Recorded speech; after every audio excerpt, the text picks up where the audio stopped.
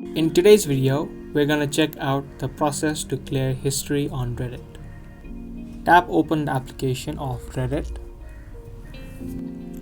After you open the application, you will be directed to the home screen of Reddit. Next, you'll need to head over to your profile, which is located on the top right corner. There are a few options that you can manage from this section. To the bottom of the screen, you can see an option called History.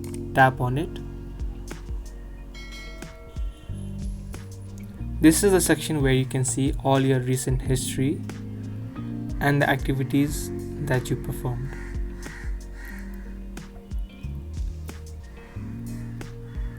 You can also choose to see the history by sorting out the settings according to recent, upvotes, downvotes, or hidden. If you want to clear the history of Reddit, then you'll need to tap on 3 lines on the top right corner of the history section. An option will pop up called Clear History. You can simply tap on Clear History.